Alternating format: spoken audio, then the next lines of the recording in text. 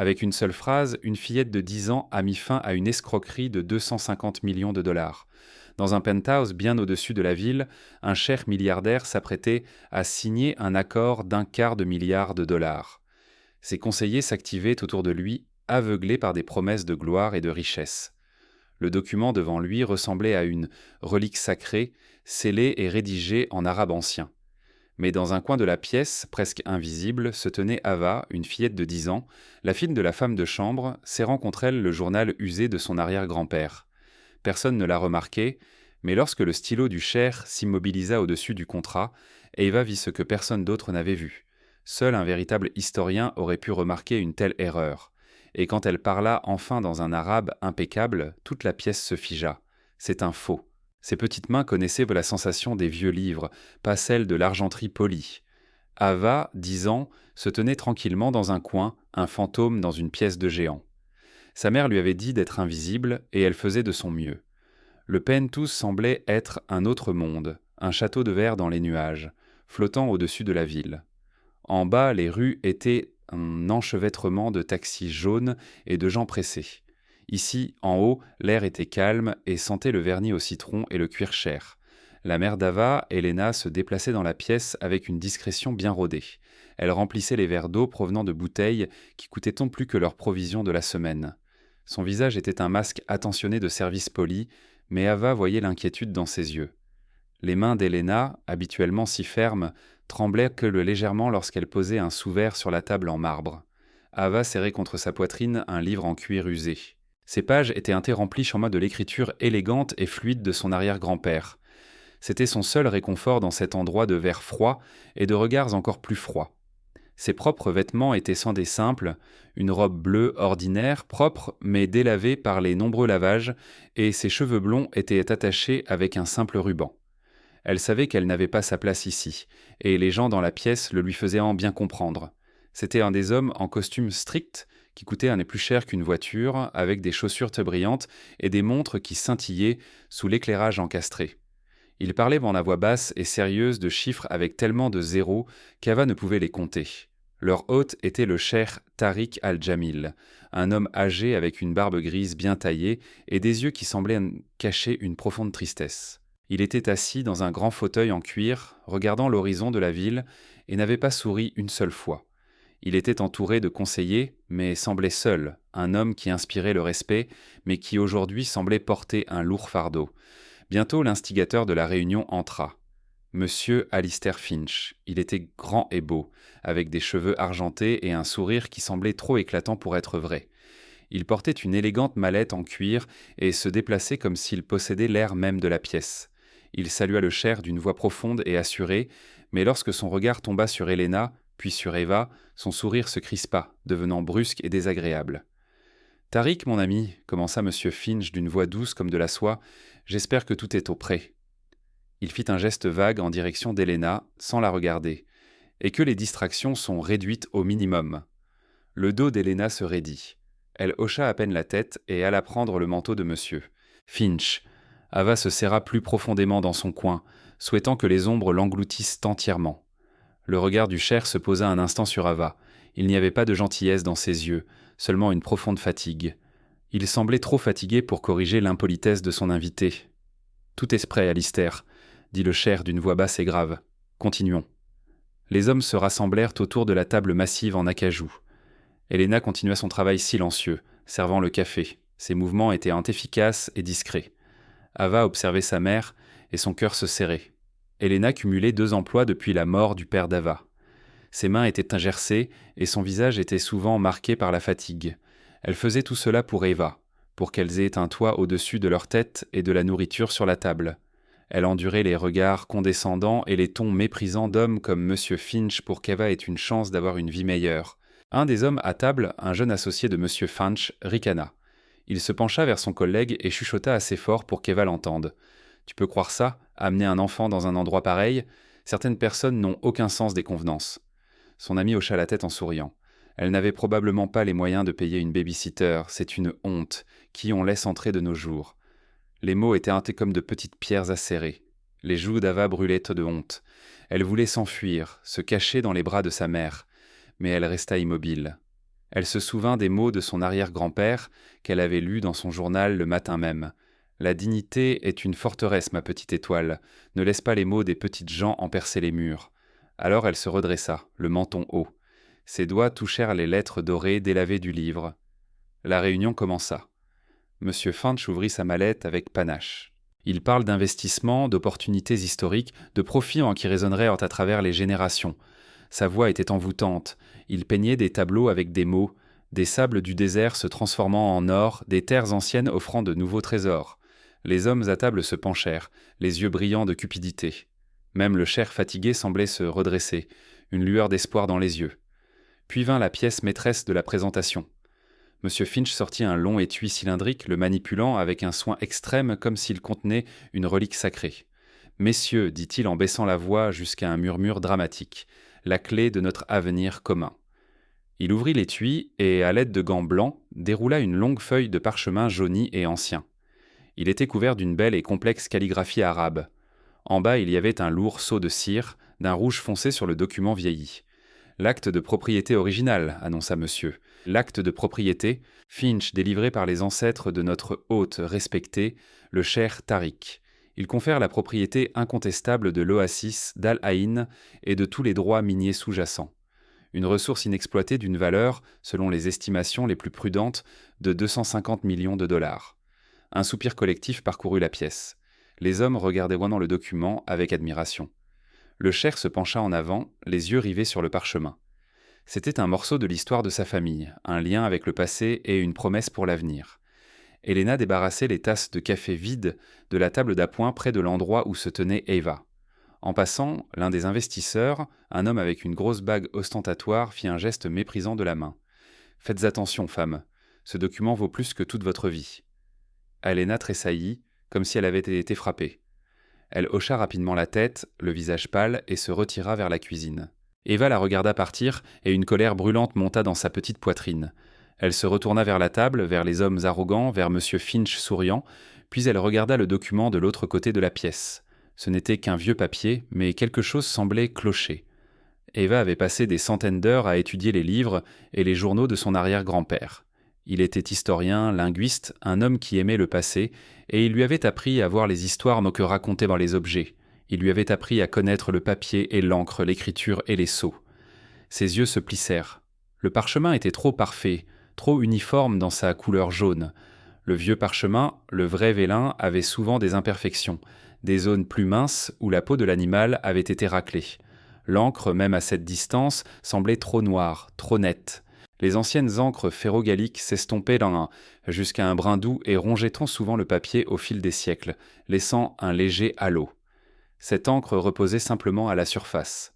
Et le sceau, quelque chose n'allait pas avec le sceau. Le cher tendit la main vers un stylo très cher et doré. Le contrat se trouvait à côté de l'acte attendant sa signature. Des millions de dollars allaient changer de main sur la base de ce morceau de parchemin. Un nœud de peur se serra dans le ventre d'Eva. Ils étaient tous en train de se faire avoir. Le sourire de M. Finch était celui d'un prédateur qui avait acculé sa proie. Helena revint dans la pièce avec une nouvelle cafetière. Elle se dirigea vers la table d'un pas hésitant, sachant que c'était un moment critique. Tout le monde retenait son souffle. Le seul son était le léger crissement de la plume du cher, suspendue au-dessus du papier. Ava devait faire quelque chose, mais quoi? Elle n'était qu'une enfant, la fille de la femme de chambre. Il l'avait déjà rejetée, insultée, fait se sentir comme une moins que rien. Qui l'écouterait? Elle fit un petit pas hors de son coin, puis un autre. Son cœur battait la chamade. Elle pensa au visage fatigué de sa mère, aux leçons de son arrière-grand-père. La vérité a une voix douce, avait-il écrit, mais c'est le son le plus fort dans une pièce remplie de mensonges. Elle ouvrit la bouche pour parler, mais seul un petit couinement en sortit, et personne n'entendit. La plume du cher toucha le papier. Dans un moment de pure panique, la main d'Ava, celle qui ne tenait pas le livre, heurta la petite table d'appoint. Sur celle-ci se trouvait un seul verre d'eau vide. Il bascula, vacilla pendant une seconde terrifiante, puis s'écrasa bruyamment sur le sol en marbre.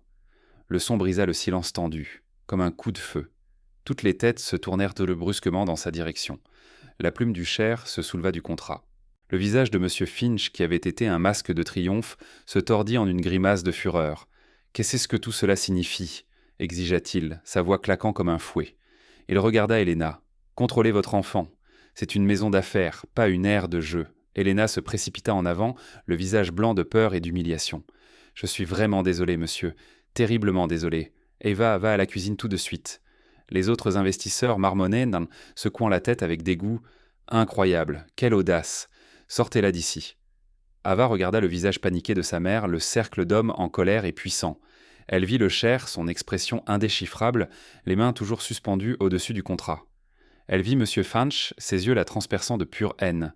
Elle savait qu'elle avait une chance un seul instant avant d'être mise à la porte. Elle prit une profonde inspiration. Elle ne regarda pas sa mère. Elle regarda droit dans les yeux le cher Tariq Al-Jamil. Et puis, d'une voix étonnamment claire et stable, elle parla.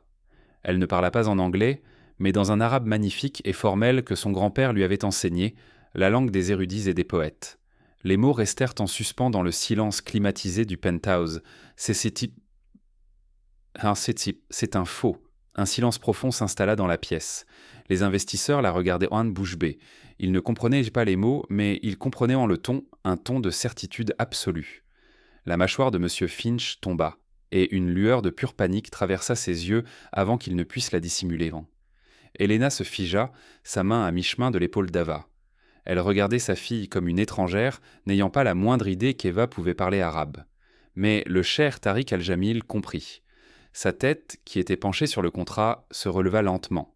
Ses yeux sombres et fatigués s'écarquillèrent d'abord d'incrédulité, puis avec une concentration croissante et intense. Il regarda la petite blonde, une fille américaine dans une robe bleue délavée, comme s'il la voyait pour la première fois. Le silence s'étira, épais et lourd. Toute la transaction de 250 millions de dollars était en suspens, retenue par les mots silencieux et impossibles d'une fillette de 10 ans. Le cher posa lentement son stylo. Il ne regarda pas M. Finch, il ne regarda pas ses conseillers, il ne regarda qu'Eva. « Qu'as-tu dit » demanda-t-il d'un ton bas et dangereux. Il parlait en anglais, mais ses yeux exigeaient une réponse en arabe. M. Finch retrouva enfin sa voix. Il eut un rire bref et forcé qui ressemblait plus à un aboiement, un tour qu'elle a dû apprendre. Ne sois pas absurde, Tariq. C'est une enfant. Que peut-elle savoir ? Il fit un geste méprisant de la main. Helena, prends ta fille et pars. Tu es renvoyée. Helena tendit la main vers Eva, tout son corps tremblait. Eva, viens, s'il te plaît. C'était une catastrophe. Elles allèrent être renvoyées, se retrouver sans abri, et tout ça parce que Ava avait parlé à tort et à travers. Mais Ava ne bougea pas. Elle resta sur ses positions, ses petites épaules droites. Elle croisa le regard du cher et parla à nouveau, cette fois en anglais. Sa voix était inébranlable. J'ai dit que c'était un faux. Elle pointa un petit doigt ferme vers le document sur la table. Tout ça, c'est un mensonge. L'assurance dans sa voix était stupéfiante. Ce n'était pas de l'entêtement enfantin, mais la conviction d'une experte. La pièce était maintenant divisée. D'un côté, il y avait M. Finch, indigné, et ses investisseurs, qui avaient un air confus et irrités, et de l'autre, le cher silencieux et calculateur. Et au milieu, il y avait Ava, un minuscule îlot de défi. « C'est scandaleux !»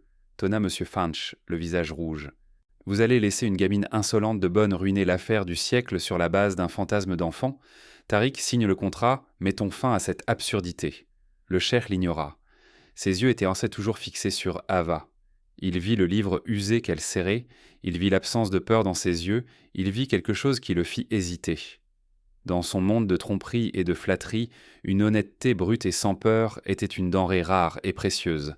« Prouve-le », dit doucement le cher. 2 mots tombèrent dans la pièce avec le poids d'un marteau de juge. La tirade furieuse de M. Finch lui resta dans la gorge. Il regarda le cher avec incrédulité. « Prouve-le, tu veux qu'elle le prouve ? Elle a 10 ans. » « Elle a apporté une accusation dans ma maison qui met en doute non seulement ton honneur, mais aussi mon intelligence, » répondit le cher, sa voix se faisant plus froide. « Elle aura l'occasion de s'expliquer. Amenez l'enfant ici. » Un des conseillers du cher, un homme strict nommé Karim, s'avança. Il regarda le cher puis Eva avec une expression mitigée, hésita, puis hocha légèrement la tête. Helena avait l'air sur le point de s'évanouir. C'était un cauchemar dont elle ne pouvait se réveiller. Sa fille allait être humiliée, et elles allaient tout perdre. Ava, cependant, s'avança, sans fuir ni hésiter, mais avec une intention étrange et calme. Ses chaussures usées ne faisaient aucun bruit sur le tapis perçant moelleux. Elle s'arrêta au bord de la table massive en acajou, si petite que son menton dépassait à peine sa surface polie. Le groupe d'hommes puissants la regardait de haut. Pour eux, elle était un insecte, une anomalie, une impossibilité. La parole est à toi, petite, dit le Cher d'une voix empreinte d'une lourde ironie. Dis-nous à tous comment toi, une enfant, peux en savoir plus que mon équipe d'experts et de conseillers. Explique ce mensonge. Ava inspira.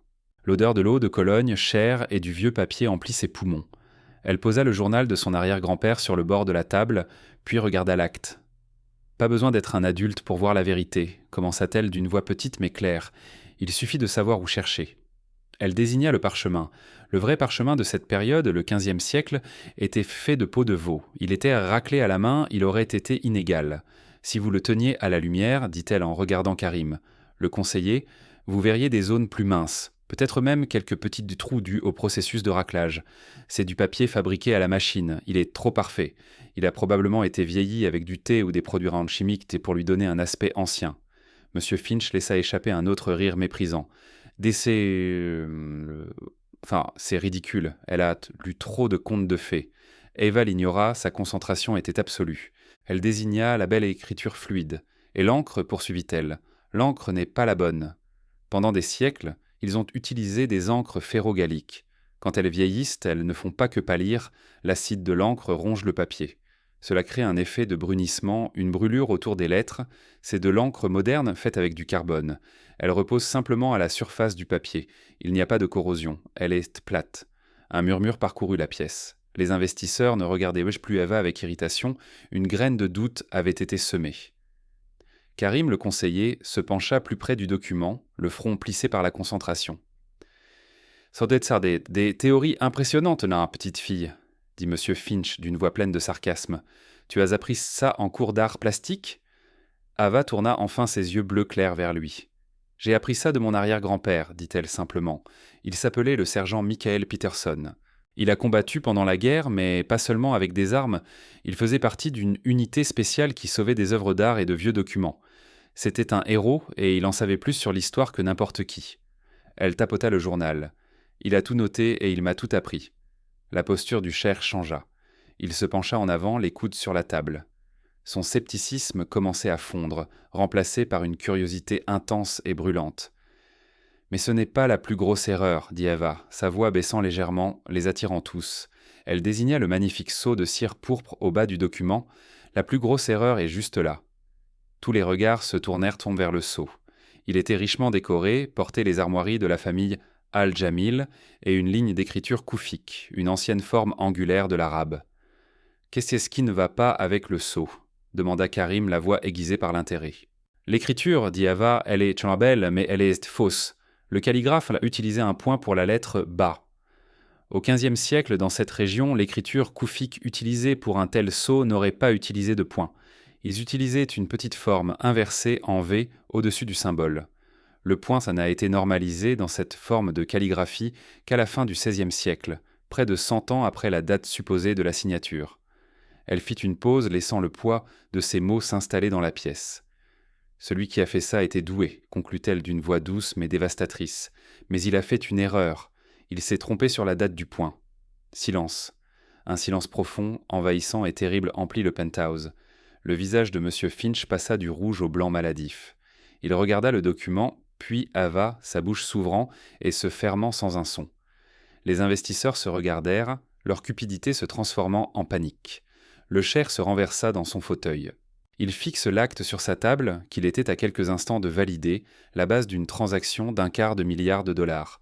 Et il ne le vit plus comme un lien avec son histoire, mais comme un faux bon marché et astucieux.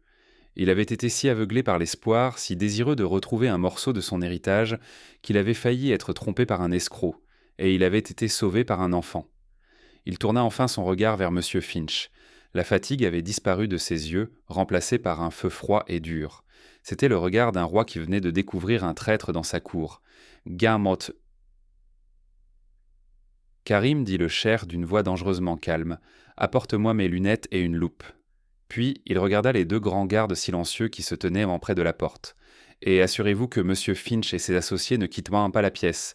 Je crois que nous avons des choses à nous dire. » L'air dans le penthouse, autrefois épais de cupidité, était maintenant glacé de tension. Mathieu. Finch se tenait là, comme pétrifié, son beau visage un masque d'incrédulité. Le sang avait déserté ses joues, laissant une pâleur grise et maladive. Ses associés, les hommes qui s'étaient si avidement préparés à célébrer leur future richesse, le regardaient ensemble maintenant avec suspicion. Leurs murmures dont étoilés étaient un dépassé de l'admiration à l'accusation. Ils se dandinaient, évitant son regard, et leurs costumes coûteux semblaient à un stade soudainement être des costumes pour une pièce qui avait terriblement mal tourné. Helena resta près de la porte, la main sur la bouche. Sa peur pour son travail avait été remplacée par un mélange vertigineux de choc et d'un sentiment qu'elle ne s'était pas permis de ressentir depuis très longtemps, la fierté. Elle regarda sa fille, cette petite fille puis tranquille qui venait d'affronter une salle remplie d'hommes puissants, et elle ne vit pas une enfant, mais un héritage. Elle vit son grand-père, Michael Peterson, un homme doux et gentil, mais doté d'une volonté de fer et d'un dévouement inébranlable à la vérité. Helena pensait que ces jours, ces histoires n'étaient tant qu'une partie du passé tranquille de leur famille, et elle n'avait jamais imaginé qu'ils exploseraient avec une telle force dans le penthouse d'un milliardaire. Karim, le conseiller du cheikh, revint avec une paire d'élégantes lunettes de lecture en or et une lourde loupe en laiton. Il les posa sur la table devant le cheikh avec la révérence d'un greffier présentant des preuves. Le cheikh prit les lunettes et les mit, puis il prit la loupe, sa lentille captant la lumière, et il se pencha sur le faux acte. La pièce était si silencieuse que le léger frottement de la loupe en laiton sur l'acajou de la table ressemblait à un rugissement. Il examina d'abord le parchemin, exactement comme Eva l'avait décrit, passant une main gantée sur sa surface. Son expression resta neutre, mais un muscle tressaillit dans sa mâchoire. Il déplaça la loupe vers la calligraphie, traçant les lignes de l'encre, puis il étudia longuement le sceau, ses yeux sombres se plissant avec une concentration intense. M. Finch finit par craquer. « C'est absurde, bégaya-t-il d'une voix mince et tremblante. Un cirque. Tariq, tu ne peux pas sérieusement prendre la parole d'une petite fille contre un document vérifié par mes experts. » Le cheikh ne leva pas les yeux, poursuivant son examen. Son silence était plus accablant que n'importe quelle accusation.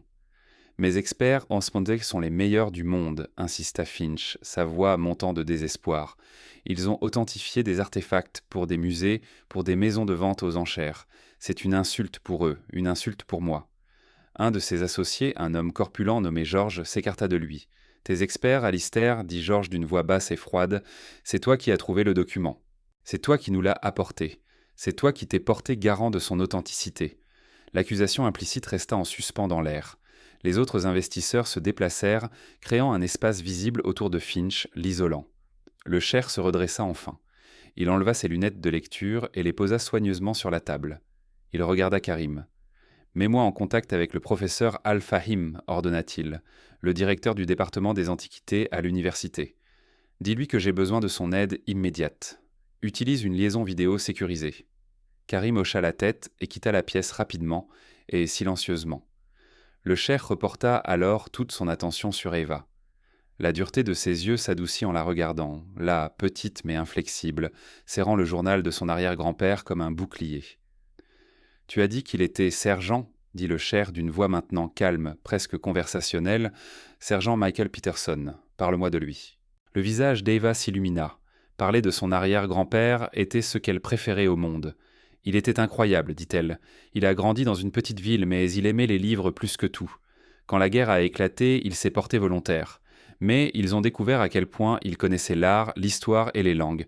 Alors ils l'ont mis dans un groupe spécial. »« Les Monument Men » dit le cheikh avec une lueur de reconnaissance dans les yeux.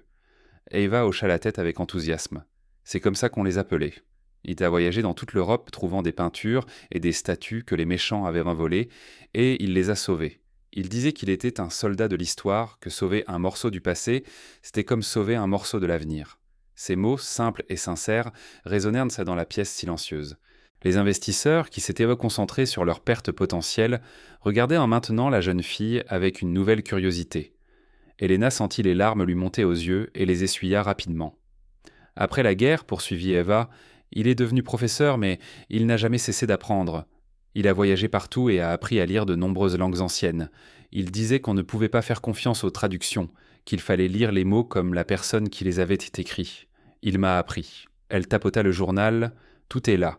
Ses notes, ses dessins. Il m'a montré comment reconnaître un faux. Il disait la plupart des faussaires sont intelligents, mais ils sont aussi arrogants. Ils manquent toujours une petite chose, un petit détail qui les trahit. Fantketerenate au la jante, la date du point, murmura le cheikh, regardant à nouveau le sceau sur le parchemin. C'était un si petit détail, si minuscule, si insignifiant, qui venait de le sauver d'une erreur de 250 millions de dollars. Monsieur Finch observa cet échange, son visage une tempête d'émotions contradictoires. Il voyait son plan, si soigneusement élaboré, s'effondrer fil par fil, et tout cela à cause de l'histoire d'un enfant sur son arrière-grand-père décédé. L'injustice de la situation le rendait fou. Des histoires touchantes, ricana Finch, essayant de reprendre un peu de contrôle. Mais c'est exactement ça, des histoires. Nous parlons d'un document juridiquement contraignant, d'affaires, pas de contes de fées sur une guerre qui a pris fin il y a 80 ans. Le cher leva la main, le faisant taire sans même le regarder. « Nous parlons de la vérité, monsieur Finch, dit-il d'une voix dangereusement douce, un concept avec lequel vous ne semblez pas familier. » À ce moment, Karim rentra dans la pièce. Il était suivi d'un autre des hommes du Cher, qui poussait un grand écran de télévision, tandis que Karim lui-même portait un ordinateur portable. « Le professeur Al-Fahim est en ligne, votre Excellence », annonça-t-il. L'écran s'anima et le visage d'un érudit âgé avec une barbe blanche et des yeux bons et intelligents apparut. Il se trouvait dans une bibliothèque entourée de hautes étagères de livres anciens. « Tariq, mon ami, dit le professeur d'une voix chaude mais professionnelle, il est tard. J'espère que c'est une affaire d'une certaine importance. »« C'est le cas, Ammar, » répondit le cher en faisant signe à Karim de diriger la caméra de l'ordinateur portable vers le document. « J'ai besoin de tes yeux, sur quelque chose. » À l'aide de la caméra haute résolution, Karim se concentra sur l'acte, balayant lentement le parchemin, zoomant sur l'écriture, puis, sur l'instruction du cher, se concentre étroitement sur le sceau pourpre. Sur le grand écran, les détails décrits par Ava étaient agrandis pour que tout le monde puisse les voir, la texture parfaite du papier fabriqué à la machine, l'encre plate et non corrodée, et le sceau. Le professeur Al-Fahim à l'écran se pencha plus près de sa caméra, le front plissé. Il resta longtemps silencieux, caressant pensivement sa barbe. « Eh bien, Ammar » l'incita le cher. Le professeur soupira doucement et fatigué. « Tariq, où as-tu trouvé ça ?»« C'est une question que je vais examiner très en détail et très bientôt, » dit le cher, ses yeux glissant un instant vers Alistair Finch en sueur. « D'abord, dis-moi ce que tu vois. »« Je vois un faux très compétent et très ambitieux, » dit le professeur sans détour. « L'artiste est doué, je le reconnais. La calligraphie est comme une belle imitation du style diwanî de l'époque, mais c'est une imitation, et elle est erronée. « Parle-moi des défauts, » dit le cher, le regard fixé sur M. Finch. « L'encre est la plus évidente, bien sûr, » expliqua le professeur d'une voix de conférencier. « Comme tu le sais, Crossik, les encres ferro-galliques s'oxydent avec le temps, elles brûlent la page. C'est de l'encre pigmentaire moderne, mais l'erreur la plus amateur se trouve dans le sceau. » Il fit un geste vers l'écran. « Karim, peux-tu te concentrer sur l'inscription koufik au bas des armoiries ?» La caméra zooma, l'agrandissant à la taille d'une assiette. Le point sur la lettre FA est flagrant. Ce point, dit le professeur Al-Fahim en secouant la tête, est une erreur courante chez les faussaires qui ne sont pas de vrais linguistes historiques. Ce signe diacritique particulier, le point ou nukta, n'était pas utilisé dans l'écriture koufik formelle sur les sceaux de la région de ta famille avant la fin du XVe siècle, probablement après les réformes influencées par la cour ottomane. Dans les années 1480, lorsque ce document prétend avoir été créé, le symbole aurait été sans point, ou aurait utilisé un marqueur phonétique complètement différent. C'est un anachronisme, petit mais déterminant, comme trouver une fermeture éclair sur une armure médiévale. Il fit une pause puis ajouta « Quiconque a fait ce document, mon ami, est un bon artiste, mais un mauvais historien. C'est sans aucun doute un faux. » Les derniers mots du professeur résonnèrent dans la pièce. Faux. Le mot était une condamnation à mort pour l'affaire. Monsieur Finch émit un son étrange et étranglé, le son de la défaite totale. Les autres investisseurs s'écartèrent tant de lui, comme s'il était contagieux, et l'un d'eux chuchotait déjà furieusement dans son téléphone, probablement à son avocat. Le cher mit fin à l'appel vidéo d'un signe de tête à Karim. Il resta assis un instant en silence, réalisant l'ampleur de la situation. La trahison, la perte financière catastrophique à peine évitée, et l'humiliation qu'il avait miraculeusement évitée. Il regarda le cercle d'hommes cupides et stupides avec qui il avait failli s'associer, l'escroc pâle et tremblant qui avait organisé toute cette mascarade, puis son regard tomba sur Eva. Elle se tenait près de la table, son petit visage sérieux, sa main posée sur le journal de son arrière-grand-père. Elle ne jubilait pas, ne disait pas « je vous l'avais bien dit ». Elle avait simplement énoncé la vérité et s'y était tenue. Un petit pilier inébranlable d'intégrité dans une pièce construite sur des mensonges. Le cher se leva lentement de son fauteuil. C'était un homme de grande taille, et sa présence emplit la pièce. Les autres hommes se turent, le regardant. Il contourna la table, ses pas mesurés et délibérés. Il ignora Alistair Finch, passa devant les investisseurs paniqués et s'arrêta juste devant Eva. Helena retint son souffle, ne sachant à quoi s'attendre. Un licenciement, des remerciements ou une poignée d'argent pour les faire partir. Le cher baissa les yeux sur Eva, ses yeux sombres étudiant son visage. Puis il fit quelque chose qui stupéfia tout le monde dans la pièce. Il s'inclina. Ce n'était pas un simple hochement de tête, mais une profonde révérence formelle, un geste de profond respect d'un homme puissant envers une fillette de 10 ans dans une robe bleue délavée. Dans ma vie, dit le cher Tariq al-Jamil d'une voix résonnant d'une émotion profonde et nouvelle, j'ai été entouré de conseillers, d'experts et de gens de grande richesse. Aujourd'hui, mon honneur et ma fortune n'ont été sauvés par aucun d'entre eux, mais par une petite fille aux yeux clairs et avec un arrière-grand-père héros. Il se redressa et regarda Helena.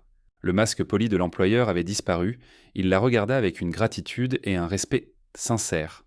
« Votre fille, madame, est une personne exceptionnelle. Vous devriez être très fière d'elle. » Helena ne put qu'acquiescer, la gorge nouée par l'émotion. Le cher se tourna alors vers Karim, sa voix redevenant calme. « Karim, veuillez accompagner M. Finch et ses collègues à la bibliothèque. Offrez-leur des rafraîchissements et demandez à ma sécurité de s'assurer qu'ils ne quittent d'un pas l'étage. Mes avocats seront là dans 20 minutes. » Finch ouvrit la bouche pour protester, mais un seul regard du cher le fit taire. Le jeu était terminé, il avait perdu. Vaincu et humilié, lui et ses désormais anciens associés furent conduits hors de la pièce comme des prisonniers. L'air devint instantanément plus pur, plus léger. Le majestueux salon du Pentouse était maintenant vide, à l'exception du cher, d'Ava et d'Helena. Les faux documents gisaient toujours sur la table, témoignage de la catastrophe évitée. Le cher désigna les confortables canapés. « S'il vous plaît, dit-il à Helena et Ava, asseyez-vous. Vous n'êtes plus du personnel ici, vous êtes mes invités d'honneur. » Hésitantes, Helena et Ava s'assirent sur le bord du canapé crème, qui coûtait probablement plus cher que leur voiture. Le cher s'assit en face d'elle, non pas dans son imposant fauteuil en cuir, mais dans un plus petit, se rapprochant, créant une atmosphère d'intimité. « J'ai une dette envers vous que je ne pourrai jamais vraiment rembourser, dit-il en regardant Eva. Mais je dois essayer. Dites-moi ce que je peux faire pour vous. Tout ce que vous souhaitez, un cadeau, une récompense. » Il pensait à l'argent, bien sûr, un fonds en fiducie, une bourse. Il pourrait assurer son avenir et celui de sa mère pour le reste de leur vie. C'était le moyen le plus simple et le plus facile de montrer sa gratitude. Ava regarda sa mère, puis le cher. Elle réfléchit un instant, mais pas à des jouets ou à de l'argent, mais à quelque chose de complètement différent. « Votre famille est très ancienne, n'est-ce pas ?» demanda-t-elle. Le cher hocha la tête, intrigué. « Oui, depuis de nombreux siècles. »« Avez-vous une bibliothèque ?» demanda Ava, les yeux grands ouverts d'excitation. « Une vraie, avec de très vieux livres ?» La question était si inattendue, si pure, que le cher fut un instant décontenancé. Puis un sourire sincère et chaleureux se répandit sur son visage pour la première fois de la journée, transformant ses traits fatigués, le rendant plus jeune et plus heureux. « Oui, petite, rit-il. J'ai une bibliothèque, une très vraie, avec des livres très, très anciens. » Il se pencha en avant, un éclair de complicité dans les yeux. Certains d'entre eux, chuchota-t-il, sont même plus vieux que ton arrière-grand-père. Le soupir d'admiration d'Ava fut la chose la plus honnête et la plus précieuse que le cher ait entendue de toute la journée. Pour lui, cela valait plus que tout l'argent qu'Alistair Finch avait essayé de voler. À ce moment, il comprit que la récompense que voulait cet enfant n'était pas quelque chose qu'il pouvait acheter, mais quelque chose qu'il pouvait partager. La connaissance, l'histoire, la chose même que son arrière-grand-père lui avait appris à chérir. C'était une dette d'honneur qui serait payée non pas en or, mais avec le bruissement de pages anciennes. Le cher les conduisit non pas dans une autre partie du Pentouse, mais vers un ascenseur privé qu'Eva n'avait pas remarqué auparavant, caché derrière un mur lambrissé qui semblait faire partie intégrante du décor. Les portes s'ouvrirent avec un léger sifflement, révélant un intérieur en bois sombre poli et une douce lumière dorée. Pendant qu'il descendait, un léger bourdonnement remplaça le bruit lointain de la ville. Il semblait qu'il quittait le monde moderne, s'enfonçant dans quelque chose de plus ancien et de plus silencieux. « Mon appartement est pour les affaires, » expliqua le cher, sa voix s'adoucissant dans l'espace confiné, pour rencontrer des gens comme Alistair Finch. Mais ma maison, ma bibliothèque, c'est pour l'âme. Les portes de l'ascenseur s'ouvrirent directement sur la pièce la plus magnifique qu'Eva ait jamais vue. Ce n'était pas une pièce, mais un sanctuaire, haut de 2 étages, avec des murs du sol au plafond remplis de livres. Les étagères en bois sombre étaient armes surchargées d'encre de volumes en cuir, leur dos brillant de dorure à la feuille dans la lumière chaude et ambiante. Un escalier en colimaçon en fer sombre et richement ouvragé serpentait jusqu'à une galerie au deuxième étage qui faisait le tour de toute la pièce.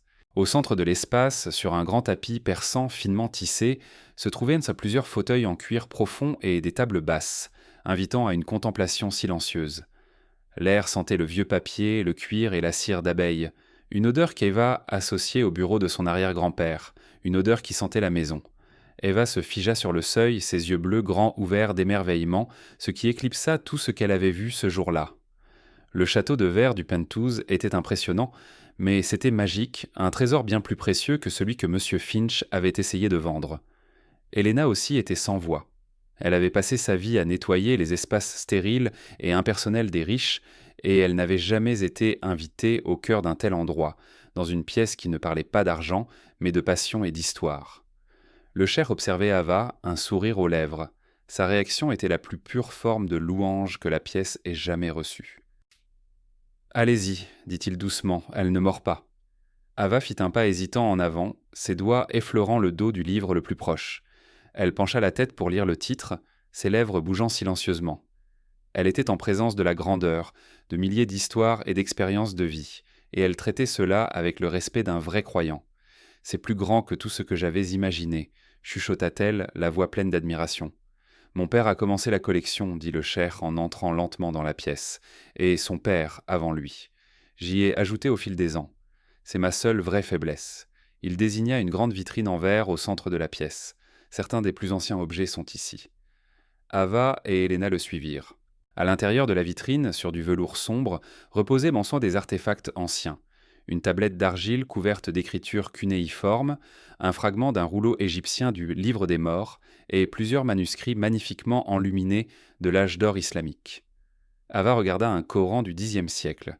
Ses pages ornées de feuilles d'or complexes et de lapis lazuli, la calligraphie était stupéfiante. « C'est magnifique, souffla-t-elle. C'est le travail d'un véritable artiste, dit le Cher, la voix pleine de sens, quelqu'un qui comprenait de l'histoire, qui respectait les matériaux, pas un charlatan cherchant un profit rapide. L'ombre de la trahison de M. Finch planait toujours, mais ici dans cette pièce, elle semblait perdre de sa force, diminuée par le poids de l'histoire authentique. Il se tourna vers Helena. « Mademoiselle Peterson, dit-il en utilisant son nom de famille avec un respect entièrement nouveau, votre fille a un don remarquable, un don hérité, semble-t-il, d'un homme remarquable. » Helena retrouva sa voix, bien qu'elle soit épaisse d'émotion. « Mon grand-père, c'était juste un homme tranquille. Il aimait ses livres. Je n'ai jamais pensé... » Ses mots s'interrompirent. Elle regarda Eva, qui traçait maintenant des yeux les lignes de la tablette cunéiforme, le front plissé par la concentration. Comment n'avait-elle pas vu la profondeur de l'héritage qu'il avait transmis à sa fille ? « Les gens tranquilles sont souvent ceux qui changent le monde, » répondit le Cher. « Ils ne font pas de bruit. Ils font simplement le travail qui compte. » Il fit une pause, le regard pensif. « Je pensais ce que j'ai dit là-haut. Je vous dois une dette et je n'aime pas être endetté. » Il se dirigea vers un petit bureau élégant dans un coin de la bibliothèque et prit un carnet de chèques. C'était la solution du milliardaire, une simple transaction. L'estomac d'Helena se serra. Elle appréciait le geste, vraiment. L'argent changerait leur vie. Cela signifierait la fin de l'inquiétude constante, du deuxième emploi, de la peur d'être en retard, mais d'une manière ou d'une autre, cela semblait inadéquat, comme un paiement pour un service rendu, et ce qu'Eva avait fait était bien plus que cela. Avant que le Cher ne puisse écrire quoi que ce soit, Ava parla. Sa voix attira leur attention sur la vitrine. « Celui-là n'est pas vrai. » Son affirmation, si semblable à celle qui avait fait échouer l'affaire à l'étage, resta en suspens dans l'air calme de la bibliothèque. Le Cher se figea, son stylo suspendu au-dessus du chèque. Le cœur d'Helena lui sauta à la gorge. « Oh, Eva, non, pas maintenant. Ne tente pas le destin. » Le Cher reposa lentement le carnet de chèques et retourna à la vitrine, son visage indéchiffrable. « Qu'as-tu dit ?» Eva désigna un petit poignard d'aspect simple avec une poignée ornée de bijoux, posé à côté d'une collection de pièces de monnaie anciennes. « Celui-là, dit-elle, le poignard. Il n'est pas de la même époque que les pièces. » Le Cher regarda le poignard qui était dans sa famille depuis des générations, supposément une relique d'un lointain ancêtre, un poète guerrier du Xe siècle. C'était l'un de ses biens les plus précieux. « Ce poignard est dans ma famille depuis 300 ans, dit-il d'une voix égale. Il a été authentifié par le British Museum en 1958. Eva ne fléchit pas. Ils se sont trompés, dit-elle avec la même assurance simple qu'auparavant. Elle le regarda, son expression n'était pas arrogante, mais serviable. C'est le travail du métal sur la poignée, la filigrane. Ce style n'était pas utilisé dans cette région avant bien plus tard, probablement à l'époque ottomane. Il a l'air plus vieux parce que la lame est vieille. La lame est authentique du Xe siècle, mais quelqu'un a probablement trouvé la lame et a ajouté une poignée élégante au XVe ou XVIe siècle pour la rendre plus précieuse. Elle baissa les yeux sur le journal de son arrière-grand-père, qu'elle avait posé sur le bord de la vitrine, semblant rassembler son courage. Mon arrière-grand-père a écrit sur ce genre de choses. Il les appelait des mariages. Quand quelqu'un prend deux vieilles choses et les assemble pour en faire une nouvelle fausse, c'est plus difficile à détecter qu'un faux complet, parce que ces parties sont réelles. Le cheikh regarda le poignard, un objet qu'il chérissait, une histoire en laquelle il avait cru toute sa vie. Il l'avait montré à des érudits, des historiens, des collectionneurs, et personne ne l'avait jamais remis en question. Maintenant, cette fillette de 10 ans le disséquait avec la précision désinvolte d'un maître chirurgien. Il ressentit une douleur soudaine et aiguë, pas de la colère, mais autre chose, un sentiment de révélation. Combien de ce qu'il croyait être réel était en fait une histoire soigneusement construite ? Le document de Finch était un mensonge. Ce poignard était-il aussi un mensonge ? Au lieu de la colère, Hyun-san, il ressentit une étrange sensation de libération. Eva ne se contentait pas de dénoncer les faux, elle révélait la vérité, et il commençait à comprendre que la vérité était plus précieuse que n'importe quel artefact, n'importe quelles histoires, n'importe quelle somme d'argent. Il expira longuement et lentement, puis, à la stupéfaction totale d'Helena, il se mit à rire. Ce n'était pas un petit rire, mais un rire profond et sincère qui résonna dans la vaste bibliothèque, le son d'une joie sincère et sans entrave. En une seule journée, dit-il en essuyant une larme de joie de son œil, vous m'avez coûté $250 millions dans une transaction frauduleuse et vous avez détruit l'un de mes mythes familiaux les plus chers. Vous, petite fille, êtes l'invitée la plus chère et la plus précieuse que j'ai jamais eue. Il regarda le visage sérieux d'Eva, puis le visage effrayé d'Helena, et son rire s'adoucit en un sourire chaleureux. Ne vous inquiétez pas, Madame Peterson, votre fille n'a pas d'ennui, elle est une révélation. Il se retourna vers son bureau, mais ne prit pas le carnet de chèques. Il le repoussa. L'idée de simplement leur donner de l'argent semblait maintenant grossière, presque insultante. C'était ce qu'aurait fait Alistair Finch, le langage des transactions, pas de la gratitude. Ava méritait mieux, son don méritait mieux. « J'ai une proposition pour vous, dit-il, son ton passant de l'amusement à un objectif sérieux, pour vous deux. » Il regarda Helena. « Je voudrais vous offrir un poste, mais pas celui de femme de chambre. J'ai besoin d'un conservateur pour cette collection, quelqu'un pour la gérer, la rechercher, en prendre soin. Mais je ne veux pas d'un universitaire traditionnel d'une université. Je veux quelqu'un d'intègre, quelqu'un qui comprend la valeur de la vérité. Je crois que cette personne, c'est vous. Vous avez élevé cet enfant remarquable. Vous portez l'héritage du sergent Michael Peterson. Je vous paierai un salaire généreux et vous fournirai un logement ici, dans l'immeuble. » Helena était si stupéfaite qu'elle ne pouvait pas parler. Conservatrice, un logement, c'était un monde loin du nettoyage des sols et de l'inquiétude du loyer, une vie qu'elle n'avait jamais osé rêver. Puis le cheikh se tourna vers Eva. « Et pour vous, jeune femme, mon offre est différente. Je ne veux pas vous donner une récompense, je veux vous donner une responsabilité. » Il fit un geste de la main, englobant toute la bibliothèque. « Ce sera votre salle de classe et votre terrain de jeu. Je veux que vous étudiez chaque livre, chaque artefact de cette collection, que vous trouviez les mariages, que vous trouviez les faux. Je veux que vous m'aidiez à séparer la vérité du mensonge. » Ses yeux brillèrent d'un nouveau projet, d'une nouvelle passion. « Nous construirons une nouvelle collection, basée non pas sur des sentiments et des histoires, mais sur une vérité vérifiable. Nous créerons une fondation au nom de votre arrière-grand-père, la Fondation pour l'intégrité historique du sergent Michael Peterson. Elle financera la recherche, dénoncera les faux, apprendra aux autres à voir le monde à travers vos yeux. » Il se pencha en avant, sa voix pleine d'une énergie sincère et convaincante. « Je vous donnerai toutes les ressources dont vous avez besoin, des mentors, l'accès à des experts, des voyages, quand vous serez plus âgé.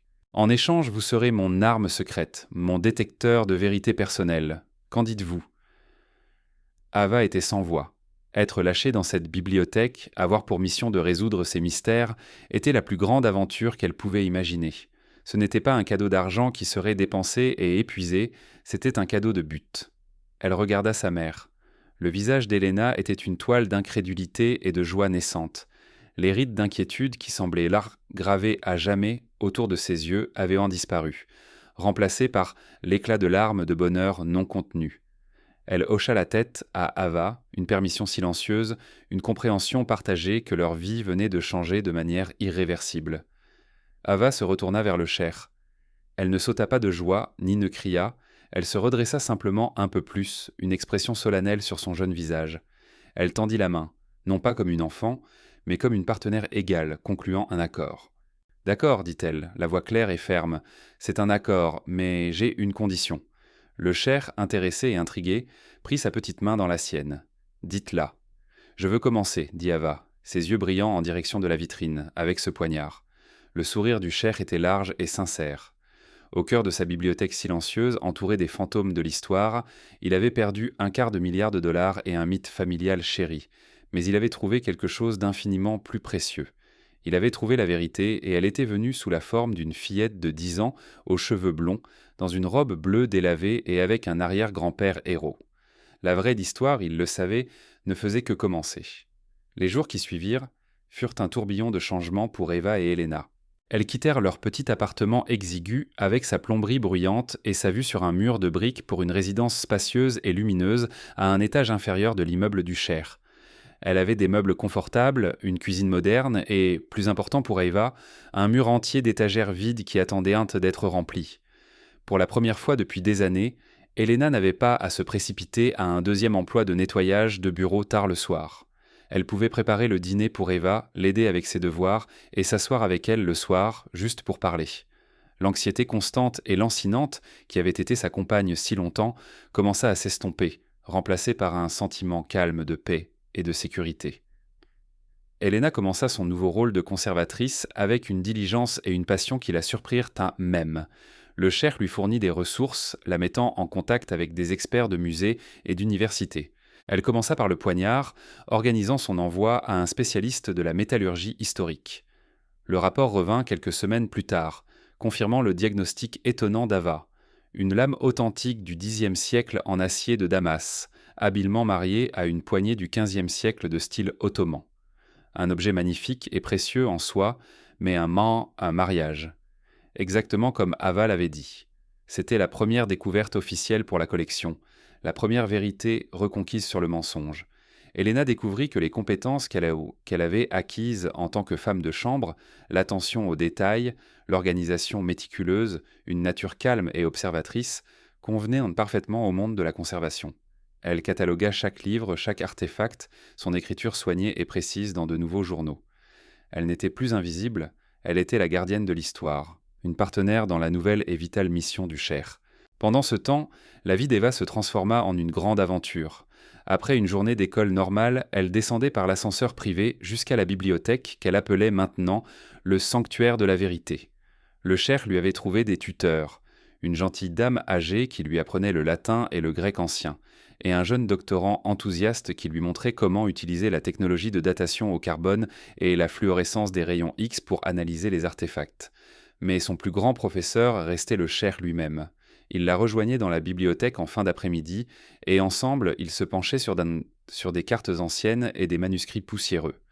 Il la traitait non pas comme une enfant, mais comme une collègue, écoutant attentivement lorsqu'elle signalait une incohérence sur une carte de la péninsule arabique du XIXe siècle ou remettait en question la provenance d'une pièce de monnaie romaine. Elle était infatigable, sa curiosité une lumière vive et brûlante qui éclairait les coins les plus sombres de la collection. Elle trouva une poignée d'autres faux, un vase chinois prétendument ancien qui s'avéra être une réplique habile du XXe siècle, et une série de lettres d'un célèbre explorateur qui furent démasquées par la signature chimique moderne du filigrane du papier. À chaque découverte, le lien entre le vieil homme et la jeune femme grandissait. Il trouva en elle une joie et une honnêteté qui manquaient à sa vie, un monde loin des flatteurs et des hommes d'affaires qui l'entouraient habituellement. Elle trouva en lui un mentor qui appréciait son intelligence et nourrissait son don unique. Il lui racontait des histoires de son enfance dans le désert, des étoiles si brillantes qu'elles ressemblaient à des diamants éparpillés sur du velours noir. Elle lui racontait des histoires du journal de son arrière-grand-père sur l'émerveillement d'un jeune soldat découvrant l'Europe pour la première fois. Ils formèrent un couple improbable, un cher milliardaire et la fille peinte d'une femme de chambre, unis par un amour commun du passé et un dévouement féroce à la vérité. Le monde en dehors du sanctuaire de la vérité en Inde, cependant, n'était pas si calme. L'histoire de la chute spectaculaire d'Alistair Finch devint une légende dans le monde de la finance. Privé de crédibilité et confronté à une avalanche de poursuites de la part du Cher et des autres investisseurs qui l'avaient trompé, son empire s'effondra. L'enquête révéla un schéma de fraude sophistiqué qui s'étendait sur des années. Il avait utilisé son charme et sa réputation pour vendre une série de faux à de riches collectionneurs. L'acte de propriété avait été sa tentative la plus audacieuse. Les reportages le dépeignaient comme un maître escroc, un loup en costume sur mesure. Mais pour le Cher, la victoire avait un goût amer. Il n'avait pas seulement été trompé, il avait été prêt à être trompé, aveuglé par sa propre vanité et son désir de retrouver un morceau d'un passé glorieux. Eva n'avait pas seulement sauvé son argent, elle l'avait sauvé de lui-même. Quelques mois après l'incident du Penthouse, le Cher organisa une petite réception privée dans la bibliothèque. Il n'invita pas d'hommes d'affaires ou de politiciens, mais des universitaires, des directeurs de musées et quelques collectionneurs d'art honnêtes. Helena se tenait à ses côtés, non plus comme une employée, mais comme une collègue respectée.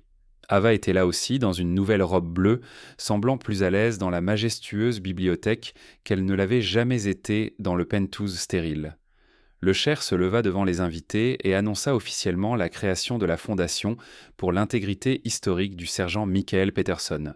Pendant trop longtemps, nous avons laissé l'histoire être une marchandise, dit-il, la voix résonnant de passion, achetée et vendue par des gens qui valorisent le profit plus que la vérité. Nous célébrons les histoires qui nous font nous sentir importants et ignorons les faits qui nous remettent en question. Mais l'histoire n'est pas un recueil de contes de fées. C'est une science, c'est une discipline, et son fondement doit être la vérité. Il parla du sergent Peterson, un homme qu'il n'avait jamais rencontré, mais dont l'héritage façonnait maintenant le sien. Il parla des héros silencieux, des érudits et des défenseurs du patrimoine qui accomplissent le travail lent et patient de découverte du passé, non pas pour la gloire ou la fortune, mais parce qu'il croyait que cela comptait. Et puis, il présenta la première boursière de la Fondation, son étoile polaire. Il appela Ava à ses côtés. Elle se tint devant la petite foule, sans peur, mais pleine d'une confiance tranquille. Elle leva le journal de son arrière-grand-père. « Mon arrière-grand-père m'a appris que chaque objet raconte une histoire, dit-elle, sa jeune voix claire et vraie, mais certaines histoires sont des mensonges. Il a dit « Notre travail est d'écouter assez attentivement pour faire la différence. » En regardant les visages des invités, elle ne vit ni jugement ni condescendance, mais du respect. Elle n'était plus la fille invisible dans le coin. Elle avait une voix et les gens écoutaient enfin. L'histoire se termine ici, mais elle commence aussi ici. Elle commence dans une bibliothèque silencieuse où un vieil homme et une jeune fille apprenaient ensemble à lire le passé. Elle commence avec une mère qui trouve une nouvelle vie, un nouveau but. Ses mains préservent maintenant l'histoire au lieu de simplement la nettoyer. C'est l'histoire des mensonges que nous nous racontons et des vérités qui nous libèrent. Vous y étiez, n'est-ce pas ? Vous vous sentiez petit, dans une grande pièce. Vous aviez une vérité qui brûlait en vous, une parcelle de connaissances que vous saviez juste tandis que le monde autour de vous insistait sur le fait qu'elle était fausse. Vous avez vu des gens valoriser un mensonge brillant et coûteux plutôt que des faits simples et sans fioriture.